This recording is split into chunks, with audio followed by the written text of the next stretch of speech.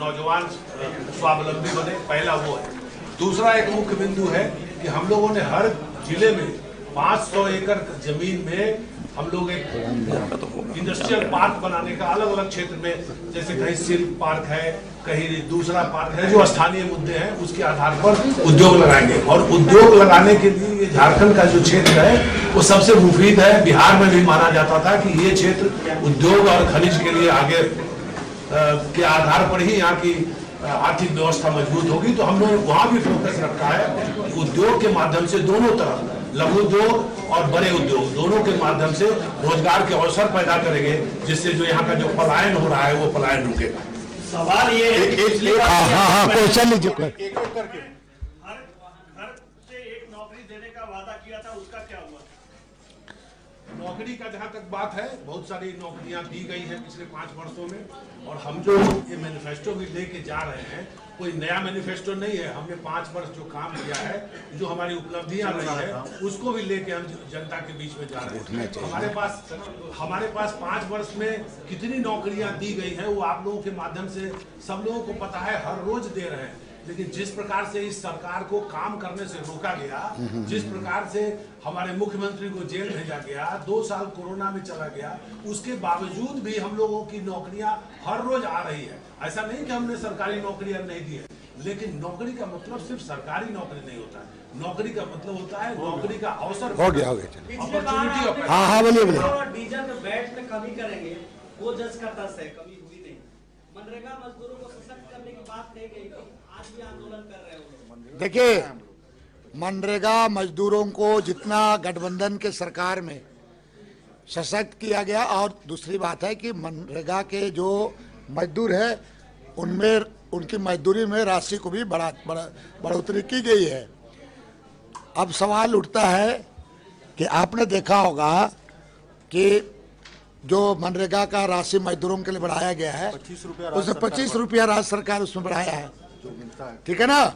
सबसे बड़ी बात मैं कहना चाहूंगा आपको, बेसिक चीज यहाँ पर आप इसके प्रमुख संकल्प को आप देखेंगे, आप प्रमुख संकल्प में देखें इसका कि परिवार को हम बिजली 200 यूनिट को बढ़ाकर 250 यूनिट प्रति माह फ्री करने का हमने किया है। 250, अभी तो 200 है, उसको 250 करेगा।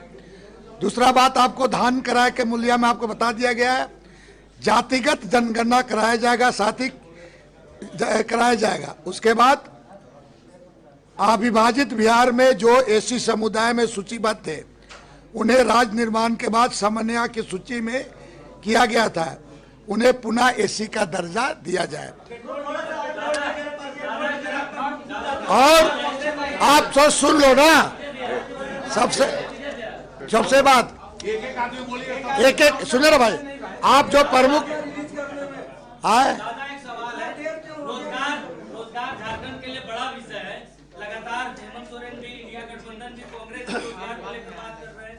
राहुल गांधी भी पिछले दिनों झारखंड दौरे पर आए तो रोजगार झारखंड के प्रमुख संकल्प घोषणा पत्र में रोजगार को 13वां नंबर मिला। पहला सवाल। दूसरा देखिए, एक और सवाल है, साथ में जवाब। दूसरा सवाल, आप बोल रहे हैं कि जातीय जनगणना हम कराएंगे, लेकिन आपका जो प्रमुख दल है, बड़ा भाई है, वो इसको लेकर उसका स्टैंड ही क्लियर नहीं, तो आप कैसे जातीय जनगणना कराएंगे, कैसे सबको हक देंगे? देखिए, पहली बात है कि रोजगार के संबंध में अशोक चौधरी ने पूरी बातों को स्पष्ट रूप से रख दिया। अब दूसरी बात है कि आपने कहा रोजगार को 13वां नंबर, मैं तो कहा ना कि सोशल ऑडिट होगा इस बार, जिम्मेवारी पूर्वक कह रहे हैं, और हर एक 6 महीना में सोशल ऑडिट होगा, और जो भी महत्वपूर्ण है उनको जनता के बीच में उसको करके उसको जमीन पर लाया जाएगा। इसलिए इस बार आप इसको हमने कहा कि सुन तो लो, आफ्टर 24 ईयर्स के बाद आप इसको पहले पढ़ेंगे जरूर, और पढ़ने के बाद अगर डिस्कशन करेंगे तो ज्यादा अच्छा रहेगा। इसलिए आप थोड़ा सा इसको जरूर आप लोग भी देखें। सरकार अपने सरकार गठबंधन की सरकार और गठबंधन में हम मिल करके जातिगत जनगणना पर कमिटमेंट है, जातिगत जनगणना हम लोग करेंगे। धन्यवाद। चलिए।